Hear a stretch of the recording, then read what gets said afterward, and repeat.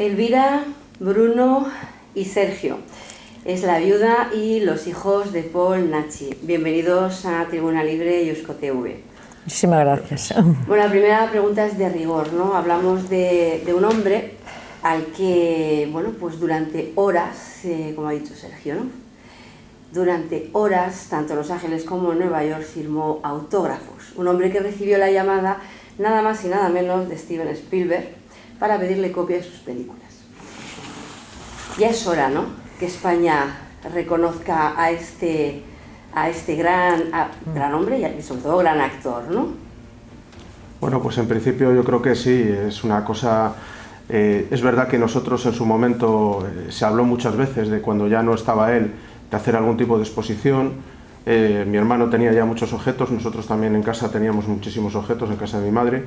Y bueno, sí que es importante el rememorar una figura que yo creo que ha sido clave dentro del fantástico español, y no solo clave en el fantástico español, como comentaba anteriormente, todo lo que ha venido de la exposición es porque también está habiendo un revival de sus películas que tienen 40 y 50 años, se están viendo ahora de nuevo.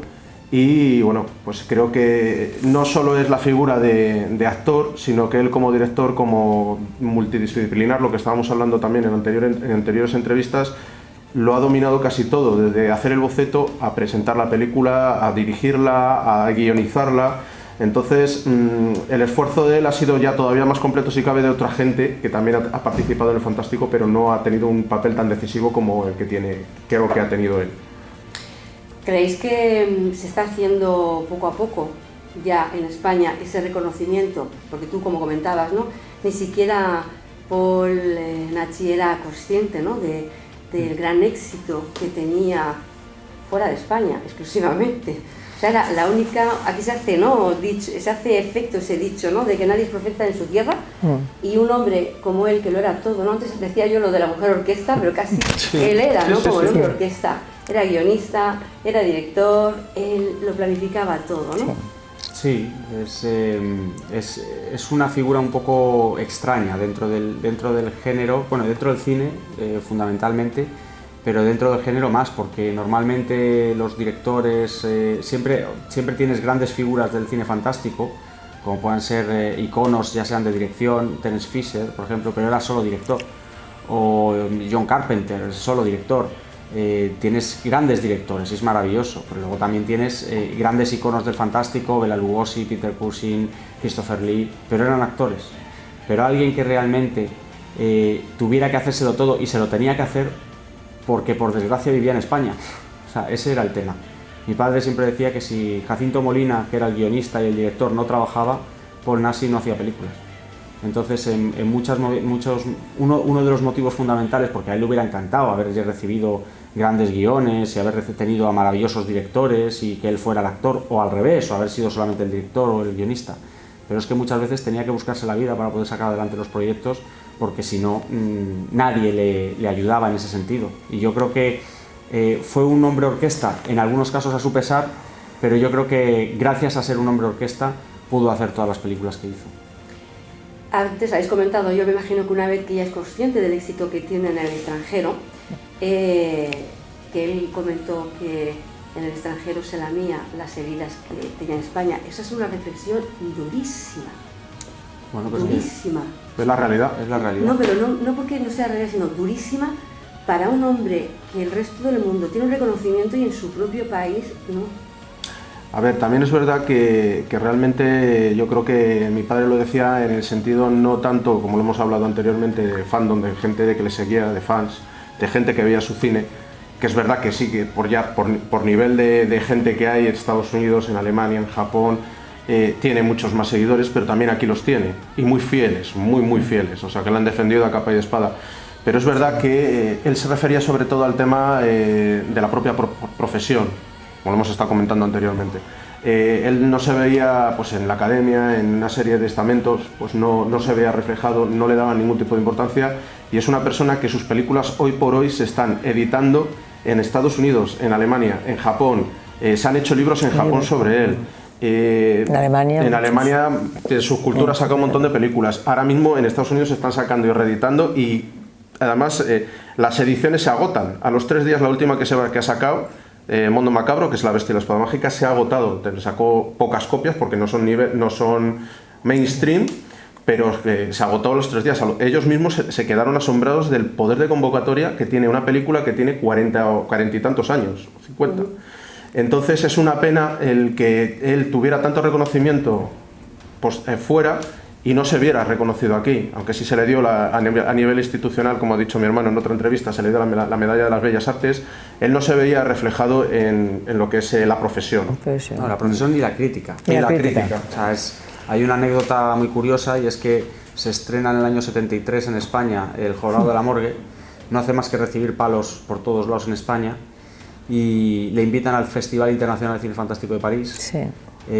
Con un auditorio enorme, lleno y demás, y termina llevándose los premios la película, y todo el mundo rendido ante la película, que además a mí es una película que me encanta, dirigida por Javier Aguirre, y que hace uno de sus mejores papeles, que es el del jorobado, el Goto, que es recordado, ¿no? Entonces claro, era tanto la crítica consciente de lo que significaba el fantástico en esa época en España, o era un problema de que no gustaban las películas. Yo creo que había una gran parte en la crítica de esa época de ignorancia de lo que significaba el género, desde mi punto de vista. O sea, yo creo que ahí había una gran parte de no saber qué es lo que se traían entre manos e ir a lo fácil que era a destruir una obra que luego, sin embargo, en el extranjero, que no tenían ningún tipo de prejuicio y veían la película sin saber quién era ese tal Paul Naschy, sino que solamente veían la película, pues funcionaba mucho mejor. Yo creo que es un poco el planteamiento. Sí, también quiero hacer un inciso. También él, cuando iba al Ministerio de Cultura y tal y cual, ya jamás tuvo una aportación económica, jamás. Ni dice, no la pidas además porque no te la van a dar, o sea, es imposible. Él tuvo que siempre arriesgar todo, o sea, en el fondo su dinero, o sea, reinvertirlo otra vez, y porque jamás tuvo una subvención a nivel estatal, absolutamente nunca. Yo os voy a dar un titular, a ver qué os sugiere. ¿Podría ser la Academia Española de los Goya y Paul Naschy el gran olvidado? Totalmente. Sí. Y eso lo digo yo sin ningún tipo de problema. O sea, mi padre, la espina que se ha llevado clavada ha sido que la profesión no haya ya no reconocido su trabajo, sino por lo menos valorado de alguna manera toda una vida dedicada al cine. Pero eso lo digo sin ningún tipo de problema ni de ha sido nada totalmente más. ignorado. Ha sido ignorado, y además yo entiendo que si no se le hubiera dado un reconocimiento al cine fantástico español de aquella época, pues podríamos entender que es que la Academia pues tiene una visión única y exclusivamente de lo que el cine social o de autor puede, más o menos, o comercial incluso, porque se premia mucho el cine comercial, pero no ha sido el caso. O sea, porque sí se han reconocido autores y directores de esa época, y sin embargo a mi padre pues no se le ha hecho ni caso. ¿Llegará este Oscar honorífico, bueno, ese Oscar reconocimiento? El Goya honorífico. Perdón, también puede ser un si Oscar. Fuera, desde luego, la verdad es que nos interesaría más que llegara el Oscar que el Goya, ¿eh? Fíjate, como está más Así te lo reconocido digo. en Estados Unidos, me he ido inconscientemente al Oscar, fíjate. No, lo que pasa es que no va a llegar. No va a llegar, y además no creo ni que den póstumo, o sea, es que no lo sé, sinceramente, ¿no? Porque mi padre, por desgracia, ya no lo puede recibir, y al que más ilusión le hubiera hecho recibirlo es a él. Claro. Así que, desde ese punto de vista, a mí me da igual que se lo den o no. Yo es un tema que de hecho yo, el día que mi padre falleció, escribí en la revista de la Academia pues un semblante, y creo que mencioné el hecho de que, bueno, pues que era una pena que no se hubieran acordado de él en una situación que, bueno, mi padre al final no lo pudo recibir, no pudo tener el reconocimiento, ya no tanto el Goya, sino el reconocimiento de su profesión. Sí lo tenía de la gente con la que trabajó, sí lo tenía del público, el público siempre lo ha reconocido. Sí. Mi padre tuvo el público de su mano, Sí. porque si no, hubiera sido imposible hacer 120 películas, imposible. Pero sin embargo sí que el público lo reconocía, sí que el público iba a ver sus películas, pero la profesión pues nunca lo reconoció. Bueno, son cosas que pasan. Incluso te diría, perdona, ya la última cosa, te diría que internacionalmente él sí ha sido muy reconocido, con lo cual, sinceramente, no es por despreciar lógicamente lo que es el Producto Interno, o sea, el tema interno, pero sí que es verdad que te hace mucha más ilusión que, por ejemplo, estés en el Fangoria Weekends of Horrors y veas que estuvo firmando 7 horas para la gente, trayéndole de todo. Pero carteles que no habíamos visto en la, calaveras y todo. O en Alemania están en Gelsenkirchen y ver gente que venía de Múnich, que estaba 6 horas o 7 horas de coche solo para estar con él. Son reconocimientos que yo los he podido vivir, mi hermano los ha podido vivir, mi madre los ha podido vivir y él los ha podido vivir. Y me imagino que la prensa del momento también quiere decir que eso está en la hemeroteca. Es decir, no hay nada inventado, es algo que uno puede recurrir y está ahí. Es que os oigo hablar, ¿no? Y de alguna manera a mí me entristece, ¿no? Que este país sea incapaz de reconocer el gran mérito de muchos... De muchos, efectivamente, de muchos. No, músicos, pintores y todo. El arte, o sea, lo que es el arte. Es increíble, es una pena. Ir fuera y luego volver. España quizás sea el único sitio en el mundo donde, lo que he dicho antes, no se hace efectivo lo de que nadie es profeta en su tierra. En España nadie es profeta. Pero porque hay mucha envidia también, yo creo, en ciertas situaciones, en ciertas cosas. La gente parece que no le gusta que alguien destaque. Y bueno, esto es una cosa totalmente... Bruno, ¿sabes? Me estaba recordando una vez a Antonio Banderas en una entrevista, le preguntaron sobre esto mismo. Y él decía, mira, la diferencia es que en Estados Unidos, si paras en un semáforo con un cochazo impresionante, el coche que para a tu lado baja la ventanilla y te pregunta qué has hecho para conseguir ese coche, porque quiere conseguirlo. Si esto ocurre en España... a ver qué puede hacer para quitarte ese coche, hundirte en la miseria y que no vuelvas a tener y conducir un coche. Es así, desgraciadamente es así. Es la mentalidad que hay en este tipo de gente. Obviamente no toda la gente, pero sí que es verdad que se da mucho, por desgracia. Pero en todo tipo de cosas, yo creo, en España, música, en cine... Sobre todo, pero también en todo. O sea, yo creo que es un todo un poco, no sé. Nosotros, hay una anécdota curiosa, una colación de esto. Y nosotros viajamos en el 98 por primera vez, que lo he contado antes, al Fangoria Weekend of Horrors, que era una convención enorme. En Estados Unidos funciona de una manera muy distinta aquí. Ahí se cobra por las firmas de los autores, o sea, es una cosa no tiene nada que ver. Tremenda. Y yo recuerdo ir al New Yorker Hotel, que está en el centro de Manhattan, y en un salón enorme, mi padre no entender nada, dice, pero esto es para mí. Eran los invitados principales, eran Paul Nassy y George A. Romero. El creador de La Noche de los Muertos Vivientes y el creador del zombie moderno que se llama Dentro del Fantástico. Y había miles de personas. O sea, una cosa, colas abajo del hotel. Daban la vuelta, varias vueltas a la... Exagerada. Y de repente vinieron 2 periodistas. Si mal no recuerdo, uno era del ABC y otro del País, los corresponsales. Y vinieron porque no se lo creían. Porque no creían que mi padre pudiera tener ese reconocimiento y decían, ¿pero esto es para Paul Nassy? Y ese seguimiento. Y decía, toda esta gente que está aquí, cientos y cientos de personas esperando para poder pasarle esto, además, y no se lo creían. Pero además que ahí nos preguntaban, decía, oye, no me preguntáis a nosotros, preguntárselo a ellos. Y entonces le decían, tenían sus camisetas, decían, Paul Nassy es Dios. Paul Nassy live. Sí, bueno, pero esto lo estoy traduciendo.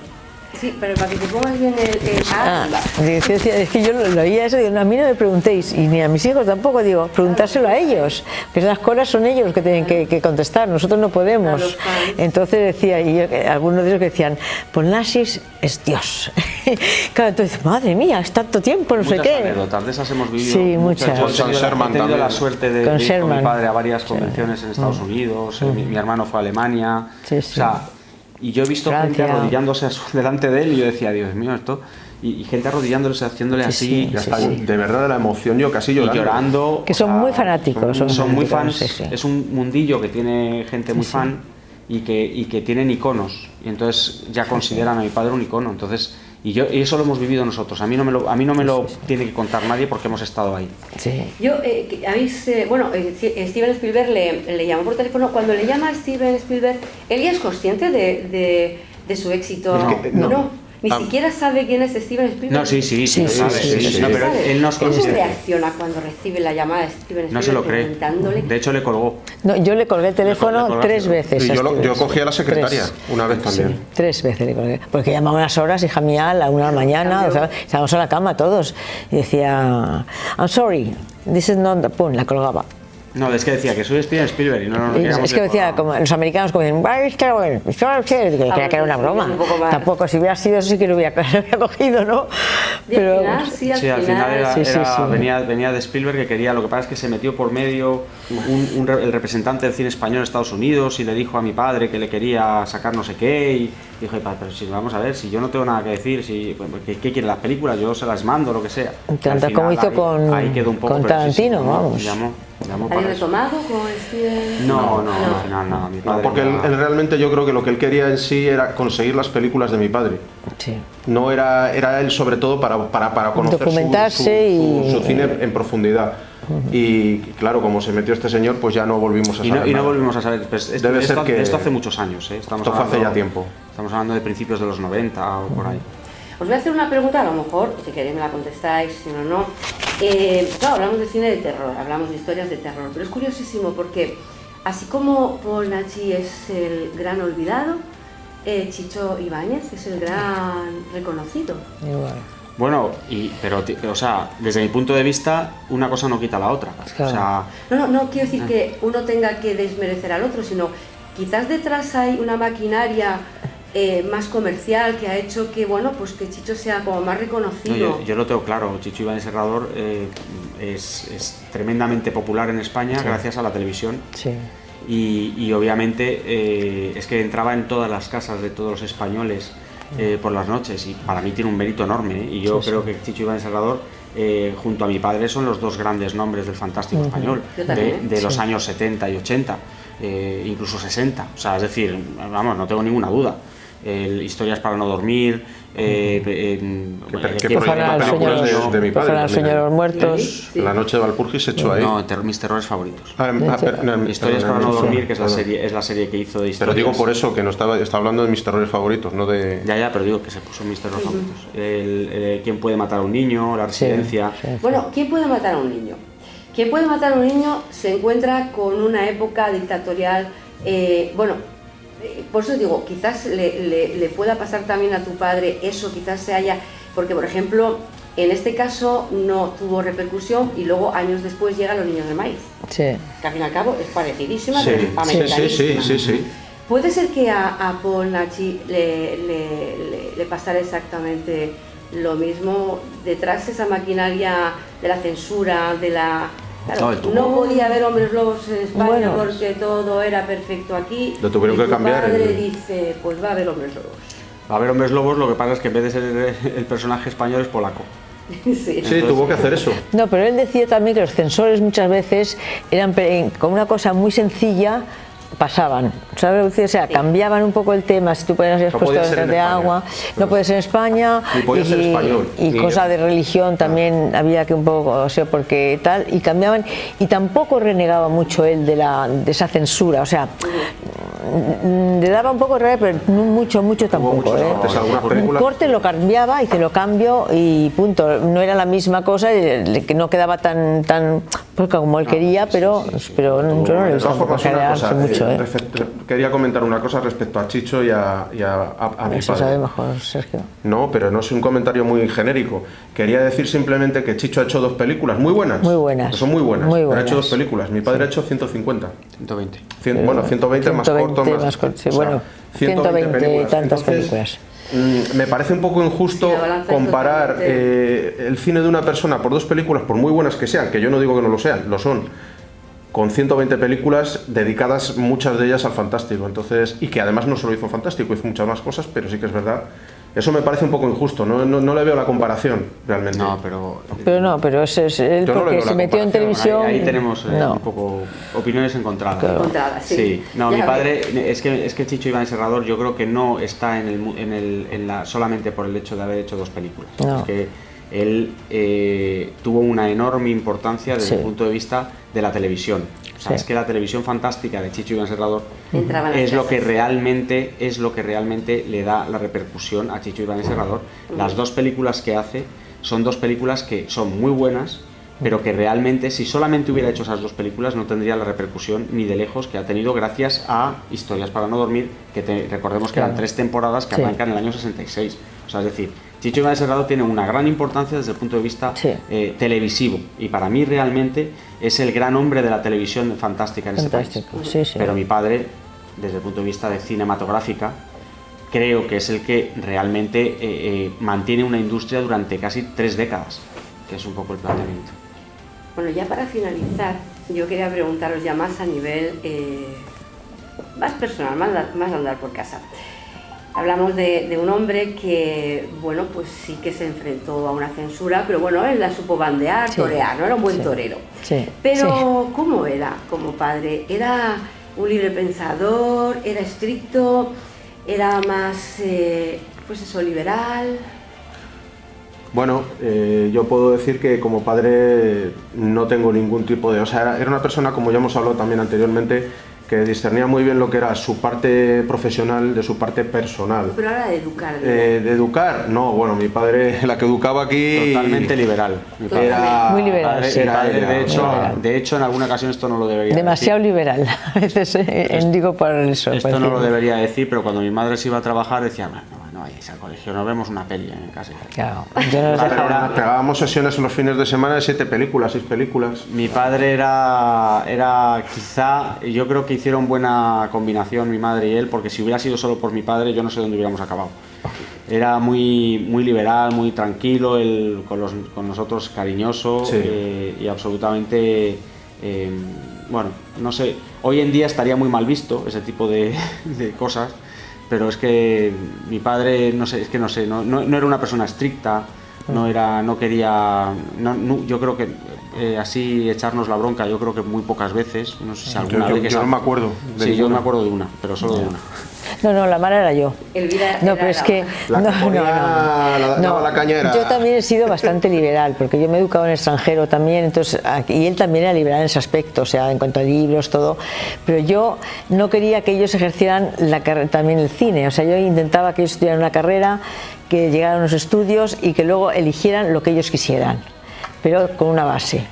Pero Elvira también estudió Paul o Jacinto arquitectura y al Sí, final sí, se tiró sí. al cine, o sea No, pero bueno, eso lo hizo porque él ya tenía una base, lo quiso hacer y chapó.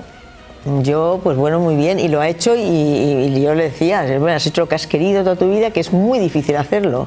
Entonces, maravilloso, ¿no? Con todas las lágrimas, sudores y con lo que tenemos todos en la vida, ¿no? Pero ha hecho lo que ha querido, que es muy difícil hacerlo, como comentaba yo antes con tu compañero.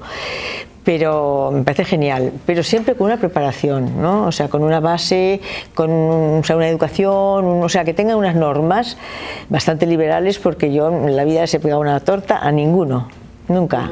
Entonces, yo he sido de dialogar, de algún castiguito, ¿Alguna vez Lo he intentado. ¿Alguna vez nos has perseguido con la zapatilla? pero vamos, que Éramos más rápidos. ¿Y qué madre no? muy difícil, pues, pero yo no era de eso, porque en mi casa me habían educado igual, entonces no era de eso. La verdad Entonces era que de ninguno de los diálogo, dos- era de diálogo y de cosas. Entonces, claro, Paul era muy permisivo, porque él, claro, trabajaba mucho fuera también, yo también alguna vez, pero él trabajaba también mucho fuera, y entonces cuando venía a casa, pues todo lo que querían, película, y yo decía, no, hombre, no, tal, y yo me iba y se aprovechaban y hacían lo que les daba la gana.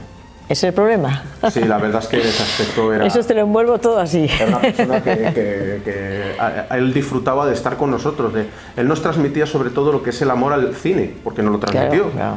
Viendo películas, nos tirábamos, a lo mejor nos veíamos 5 y 6 películas en un maratón el fin de semana con él.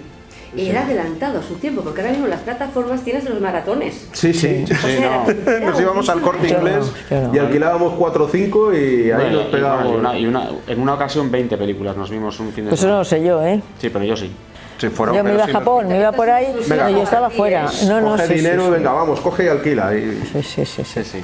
Pues ya para finalizar, creo que este país tiene un gran legado y una gran deuda con vuestro padre, pero a vosotros os queda un gran lo que os he dicho, no voy a hacer una redundancia, una gran herencia, ¿no? Por no volver otra vez a repetir la palabra legado. Y es esa herencia en la que yo creo que estamos empezando a dar, ¿no? Con estos homenajes y estas jornadas, y ahora hasta el 14 de diciembre aquí en Donosti, este maravilloso museo de fotografías, de esos, además podríamos decir obras, ¿no? Porque sí, tenéis ahí guiones en las que escritos a mano, escritos a mano, el primer borrador, esa mesa donde él, entonces yo creo que tiene que estar, aunque yo, a ver, quizás la academia al final termine por reconocer, pero ese orgullo no se lo puede quitar nadie. Efectivamente.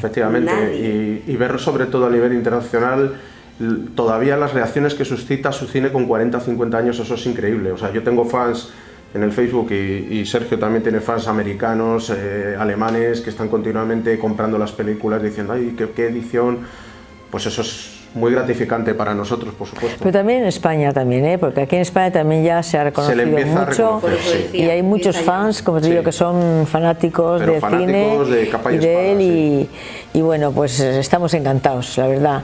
Y esta exposición es un ejemplo. Y esta exposición, la verdad que es que francamente es la primera exposición grande que se hace de él, y que sea el País Vasco que le ha hecho, estaría encantado, porque nosotros veníamos aquí siempre encantadísimos de la vida, porque de pequeños, de mayores, y siempre hemos estado tratadísimos, tratados fantásticamente bien, ya no sé lo que digo, que me emociono, y yo doy las gracias francamente a San Sebastián, a su festival, al director, a todos, porque era mi ilusión que se hubiera hecho siempre. No, y además es que se iba con la idea de que se presentara aquí precisamente por un tema también, como ha dicho mi madre, pues de lo que han pasado. De afecto aquí, y de cariño y de sentimental, sí.